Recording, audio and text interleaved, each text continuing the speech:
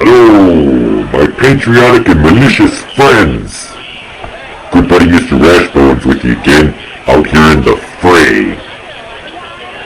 As you can see, we're out here in the middle of a larger riot, and things are getting very scary. I'm even a little bit scared for my own safety. That's why I wore my hard hat, so that in case these bastardized police start throwing things, it won't hurt my head. I've come prepared. But I was thinking as I was scampering about with the rest of the crowd, this might be a good episode to make for my friends out there in YouTube land, so you know what to do when the next time that you happen to be caught in a riot. Riots can be very frightening for those who don't know what to do.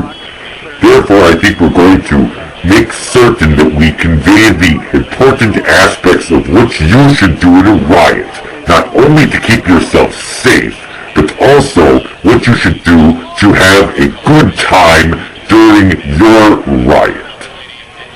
Now, as you can see, all of these people around me and all these police trying to push us around like we're just bastards or something. We own the streets right now, but more and more police are on the way, so it's going to get very, very dangerous very, very soon. Now, what can you do to protect yourself from these tyrannical cops that are trying to steal all of your pride and happiness? Well, my friend, first and foremost, you get yourself a hard hat to wear, because having a hard hat, like I said before, is very important, so when they start throwing things at you, you won't get hurt. That's important. So get your hard hat before you go to your next riot. It's very important, because this riot, as you can see, is getting crazy. Now, a lot of people like to yell and scream at riots, as I'm sure you can hear behind me. I'm more the thought that I don't want to hurt my vocal cords, because as you all know, my voice is very important to me. And I don't want to get hoarse or lose my voice, so if I lost my voice, I wouldn't be able to make YouTube videos for all of you. So as you know, my voice is very important. So instead of making loud noises and screaming and things, I decided that a better way to make a lot of noise is with my rifle. Now, a lot of people probably don't want to bring a rifle to one of these events, but I'm telling you, it's so much easier than screaming, and all you have to do is point it in the air and fire. It's really just that simple, and it gets people's attention, because they hear the loud noises and they think that someone's shooting directly at them. Now, if the riot gets completely out of hand, of course, you can shoot right at them, but then you want to run away as quickly as possible, because those bastard police will come running after you with their own guns and they'll start shooting back. And unless you're wearing full military gear with all of your armor plating on, it's best to run. Run away. Now, if you don't have a rifle to bring with you, can you hold this for me? Thank you very much. If you don't have a rifle, you go and you steal a police baton from one of the bastards running after you and telling you can't be here anymore. I've found that because there are so many police out here that they just don't even pay attention to when you grab the baton and take it from them. They just think that somebody's pushing on them. So I grabbed this beautiful police baton from one of them over there, and now I'm going to use it to beat their heads in when they come near me to try to tell me to leave. I personally don't feel that when I'm at a riot that I'm going to run away. Running away when you're in a riot is crazy. You come to the riot to riot, not to run.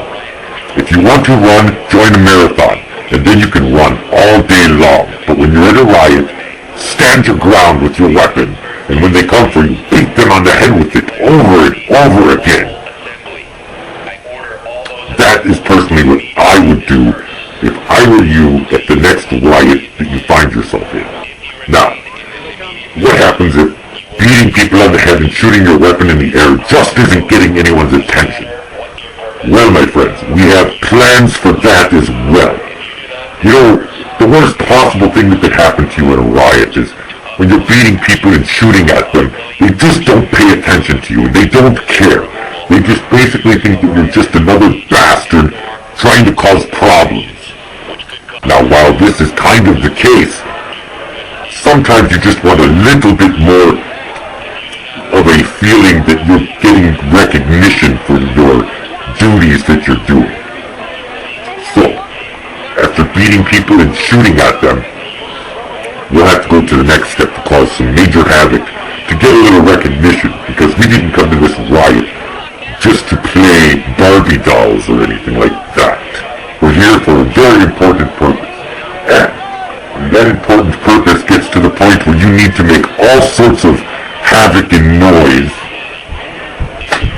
You go for your lovely Molotov cocktail. Now, I've got one here. It's an olive jar, actually. Olives. Dude, have I ever told you how much I love olives?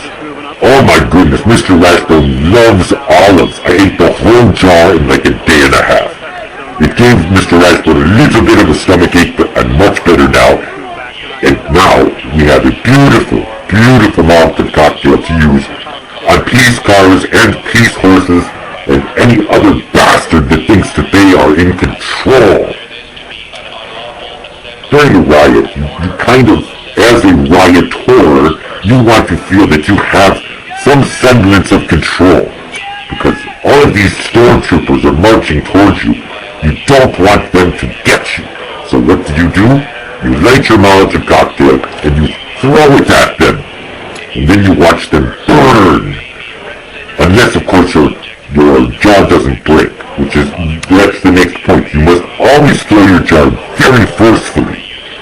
And make sure that you light your jar full of fuel before you throw it.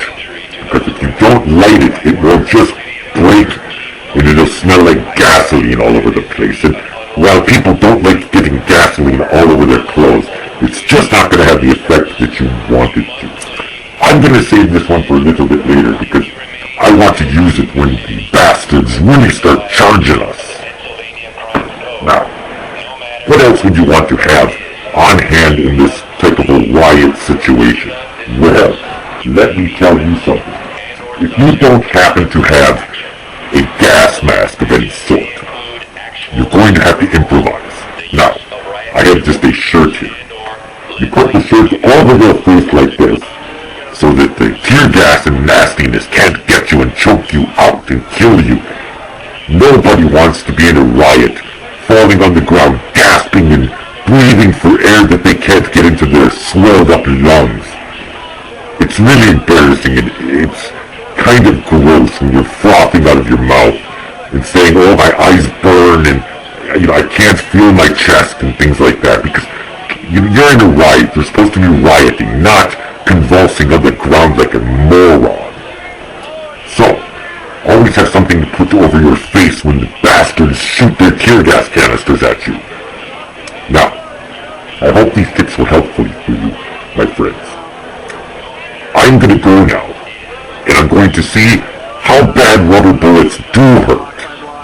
Because all of those police over there are getting ready to fire them on us. It's going to be so much fun. I hope that this was helpful.